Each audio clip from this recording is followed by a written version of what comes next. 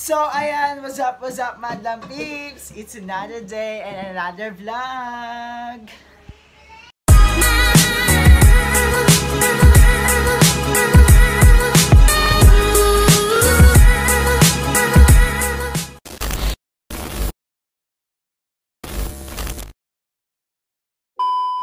So, ayun, what's up na nga mga Madam Peeps? So, dahil quarantine ngayon, mag-aala cooking master tayo dito sa bahay namin.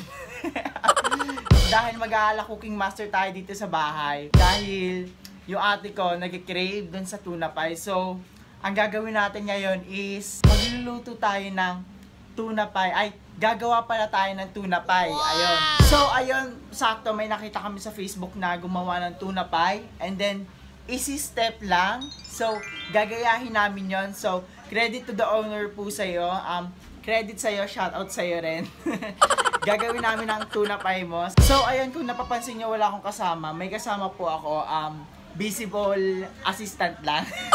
Kasi ayaw niya daw magpakita kasi ang tsaka niya daw, maarte. So, ayan, Madam Peeps, simulan na natin! So, ayan, Madam Peeps, makikita nyo, ayan po ang ingredients natin. Meron tayong cheese na may presyo pa. And then may itlog. May mayonnaise rin na may presyo pa.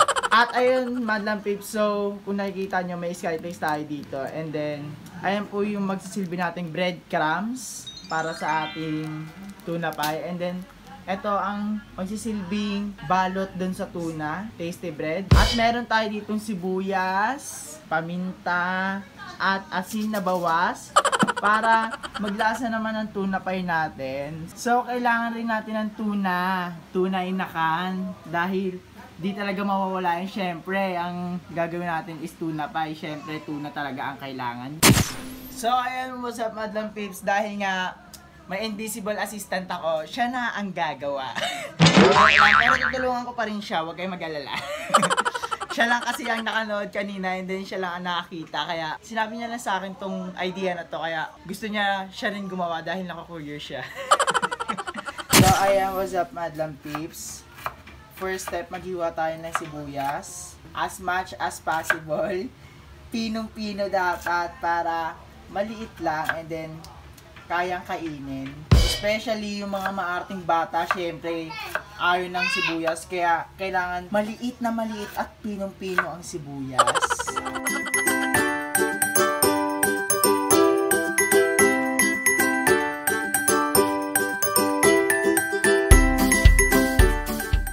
So ayan, dahil hindi lang naman kailangan gumawa ang aking invisible assistant, dapat kumikilos rin tayo. So, eto, ngayon, ibubuhos na natin yung Century, i-drain na natin siya para mawala yung oil. Yan.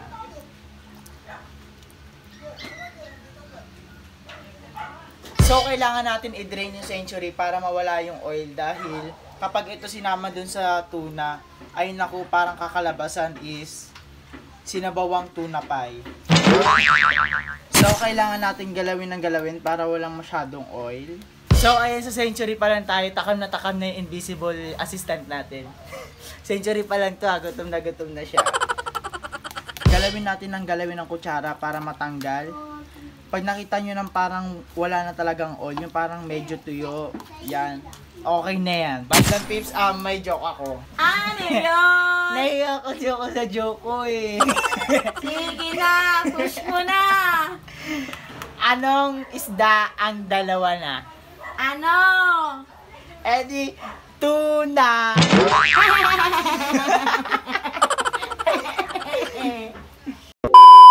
So, ayan, ang pangatlo natin gagawin is, ito na yung flakes. Dudurugin natin siya ng durog na durog para ito yung magmimistulang breadcrumbs. First step is ganyan.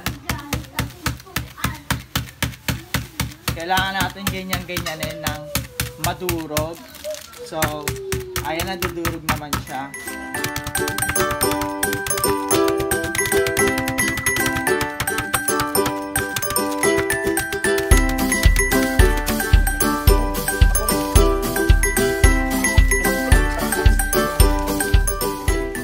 Ayan, Madam Peeps, nasa Peeps step na tayo. Maghiwa na tayo ng tasty bread. Hiwain natin yung gilid para bongga na!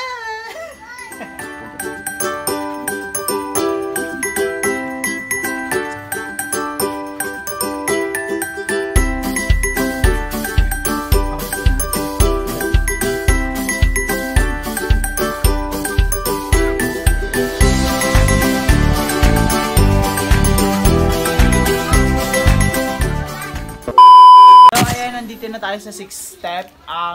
Kailangan na natin hiwain yung Eden cheese.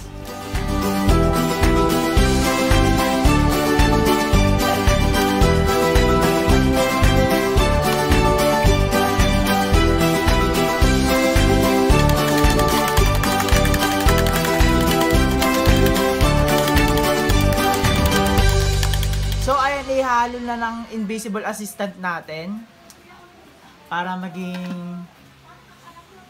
tuna pie.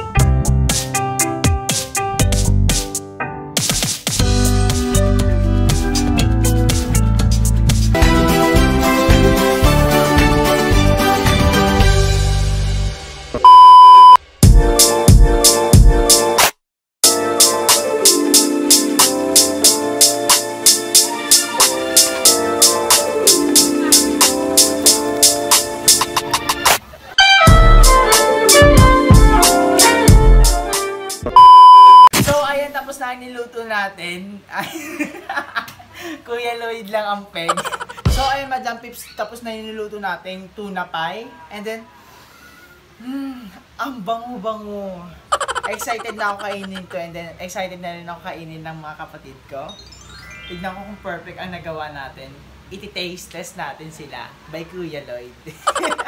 So ayan, bago tayo magpatikim, Madam Pips, syempre una, taste test natin sa sarili natin. Titignan natin kung masarap ba talagang lutong bahay. Super sarap siya, Madam Pips. Ang sarap niya, promise. Gawin niyo yung ginawa ko. Sundin niyo lang yung guide namin and then yung step namin. Ang sarap, promise. Sobra. Nagme-melt pa yung cheese niya, oh. Ang sarap-sarap. So, ayan, Madam Pips. Sundin nyo lang yung gagawin and then yung step by step namin. Ma-achieve mo yung tuna pie namin na sobrang sarap. Wow! So, ayan, magpapataste test na tayo sa labas kay Mama and then sa mga iba kong kapatid. And then, tignan natin kung perfect ba ang naluto natin. Ay, Ma. Matikman muna ang niluto naming tuna pie. Kuha ka ng isa. Siyempre, ang unang titikim ang nanay. Siyempre, kasi sila ang magaling magluto. Tignan natin kung masarap ba ang niluto natin. Ano masasabi mo? Masarap. Wow! Kasi kanina sabi ko, mas mainam kung nasa i-fry. Okay pala kahit may mantika. Pero wala kang makakita ng nakadikit na mantika. Mas masarap. Pwede pandayo. Ang katawan. Masarap. Ay, Chantal, kain. Tikman mo ang masarap na niluto namin ng mama mo. Ano to? Pang manok. Wow. Ano yan? Pang manok. Kasi tingnan niyo. Hindi yan manok. Tuna pa yan. Ang sarap. Di mo pa nga natitikman yung tuna? Hindi sarap ang kakagay. Ayan o, ayan o. Kumagat ka pa para matikman mo lahat. Bilis. Masarap naman siya. Sobrang sarap-sarap. Sobrang masarap. Talaga. Sana gawin nyo to. Ang sarap-sarap. Puro kalaman, yung taba-taba mo no. Puro kalaman, balye na ka na eh. Hindi. Ayan o, tumikim ka na. Kanina ka pa nang buburaot sa amin. Sa mantika lang yan. Ulo! Masarap? Masarap? Sarap! Huy! Bawal kunin niya lahat! Huy! Huy, ano yan? Ba't dalawa? Isa lang. Pangit lasa. So, Madam Pips, na-achieve natin yung tuna pie na ginawa lang sa bahay. And then, sobrang sarap. Wow! Feeling ko, pwede na ako maging chef. Siya feeling mo. Sure lang. So, ayun, Madam Pips, na-achieve ko na yung tuna pie. Feel ko talaga may future talaga ako paglaki. Sobrang sarap ko magluto, as in. Ang sarap-sarap, ang sarap-sarap, ang sarap-sarap magluluto. Ang sarap-sarap, ang sarap-sarap. So, ayun, Madam Pips, sobrang sarap talaga na niluto namin ngayon, tuna pie. For the first time, nakapagluto kami ng sobrang sarap. Alam mo yun, yung simula pa lang, ang sarap-sarap na. So, ayun, Madam Pips, isang paalala lang mula sa akin. Sundin lang natin yung government is huwag tayo lumabas-labas dahil mahawaan tayo ng sakit. Kung ayaw nyo mahawaan ng sakit, huwag kayong lumabas. Please, tulungan din natin ang sarili natin. Magtulungan tayo lahat. Sana huwag tayo lumabas nang hindi tayo mahawaan ng sakit at hindi na rin kumalat ang COVID-19. So, ayun, Madam Pips, sana maghugas rin tayo ng kamay bago kumain and then mag-alcohol rin tayo para ma-disinfectant yung mga germs and then viruses. So, ayun na nga, Madam Pips, dito na po nagtatapos ang aking video. Please don't forget to like and share this video kung natuwa ka. And then, huwag mo na rin kalimutan mag-comment sa baba kung anong gusto mong ipagawa sa akin. Gagawin ko agad yan. So, ngayon guys, magpapaalam na ako. And bago magpaalam, please don't forget to follow my social media account, Jericho De Leña. Andiyan sa description below. Huwag mo na rin kalimutan mag-subscribe sa aking YouTube channel, Jericho De Leña. Yan ang natatanging day ng taon ng BNT. Joke. So, ayun, huwag mo na kalimutan mag-subscribe sa aking YouTube channel and then sa aming individual channel ng BNT. And then kila Kuya Lloyd, and then kila Madam Ellie. So ngayon, Madam Pips, magpapaalam na po ako. Sana natuwa kayo sa aking video and then sana nabusog kayo. Or nabusog ba o nainggit? So dito na nga po nagtatapos. Bye!